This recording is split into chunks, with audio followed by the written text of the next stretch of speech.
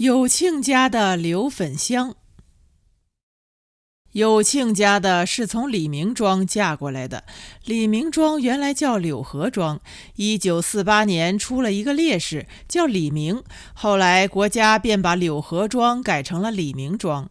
有庆家的姓柳，叫粉香，做姑娘的时候是相当有名气的，主要是嗓子好，能唱，再高的音都爬得上去。嗓子好了，笑起来当然就具有号召力，还有感染力。而她的长相则有另外一些特点，虽说皮肤黑了一些，不算太洋气，但是下巴那儿有一道浅浅的沟，嘴角的右下方还有一颗圆圆的黑痣。这一来，她笑起来便有了几分的媚。最关键的是，她的目光不像乡下人那样讷，那样拙，活动得很，左顾右盼的时候带了一股眼风，有些招惹的意思。人们私下说，这是他在宣传队的戏台上落下的毛病。刘粉香微笑的时候，先把眼睛闭上，然后睫毛挑了那么一下，睁开了，侧过脸去接着笑。关于刘粉香的笑，李明庄的人们有个总结，叫做听起来浪，看上去骚，天生就是一个下作的胚子。刘粉香的名气大，不好的名声当然也跟着大。人们私下说，这丫头不能惹。话说的并不确切，反而让人浮想联翩，听上去黏糊得很，有了母狗不下腰，公狗不上腚的意思，也许还有摊上谁就是谁的味道。有些话就这样，不说则罢，只要说了，越看反而越像，一刀子能捅死人。不管怎么说，刘粉香是带着身子嫁到王家庄来的，这一点毋庸置疑。眼力老道的女人曾经深刻地指出，至少4个月，屁股在那儿呢。刘粉香肚子里的孩子到底是谁的，不容易弄得清。尖锐的说法是，刘粉香自己也弄不清。那阵子，刘粉香在各个公社四处汇演，身子都让男人压扁了。身子扁了下去，肚子却鼓了起来。女人就这样，她们的肚子和她们的嘴巴一样，藏不住事。刘粉香被她的肚子弄得声名狼藉，赔大了。但是王家庄的王有庆却赚了，可以用喜从天降和喜出望外来双倍的形容。刘粉香办婚事的速度比她肚子的成长速度还要快，称得上雷厉风行，真是说时迟那时快。才听说王有庆刚刚订了婚了，一转眼柳河庄的刘粉香已经在王家庄变成有庆家的了。刘粉香连一套陪嫁的衣裳都没有捞到，就算王有庆治得起，以他现在的腰身，还浪费布整做什么？有庆家的并没有把孩子生下来，他结结实实的摔了一跤，当晚见红，当夜小产了。据说只能是据说了，谁也没有亲眼看见，是她的婆婆一不小心撞了她的屁股，把她从桥上推了下去。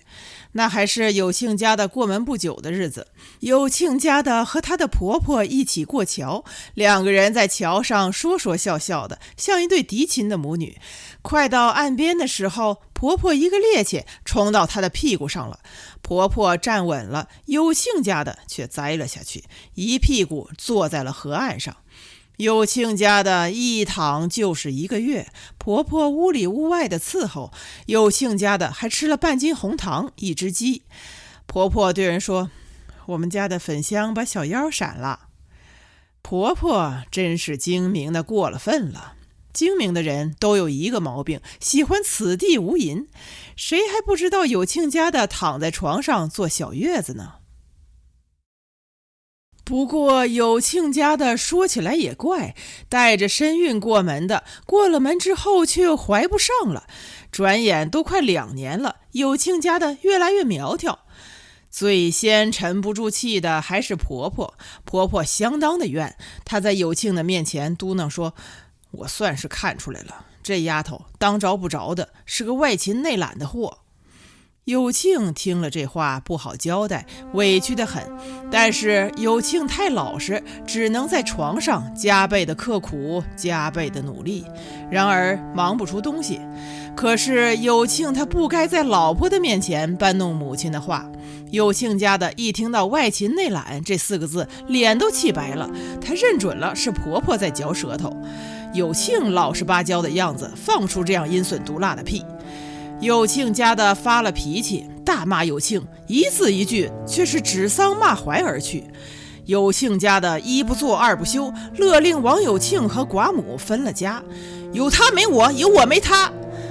有庆家的把婆婆扫地出门之前留下了一句狠话：你老了别想夹得死人。其实婆婆说那句话是事出有因的，有庆家的总是生不出孩子，外面的话开始难听了，好多话都是冲着有庆去的。做母亲的怎么说也要偏着儿子，所以才对儿媳有怨气。外面是这样看待有庆的，有庆也不像是有种的样子。有庆家的心里头其实有一本明细账，他是生不出孩子来了，只不过有庆太死心眼儿，在床上又是那样的吃苦，不忍心告诉他罢了。他小产的那一次伤得太重，医生已经说得很明白了。有庆家的自己当然也不肯甘心，又连着吃了3、4个月的中药，还是没有用。说起中药，有庆家的最怕了，倒不是怕中药的味道，而是别的。按照吃中药的规矩，药渣子要倒到大陆的中央去，作践它，让千人踩万人跨，这样药性才能起作用。有庆家的不想让人知道他在吃药，不想让人知道他有这样的把柄，很小心的瞒着。好在有庆家的在宣传队上宣传过唯物主义，并不迷信，他把药渣子倒进了河里。但是瞒不住，中药的气味太大了，比喂了一只老母鸡味道还传得远。只要家里头一熬药，过不了多久，天井的门口肯定会伸头伸脑的，门缝里挤进来的目光绝对比砒霜还要毒。这一来，有庆家的不像是吃药了，而像在家做贼，吃药的感觉上便多了1倍的苦。有庆家的后来放弃了，哑巴苦当然是不吃的好。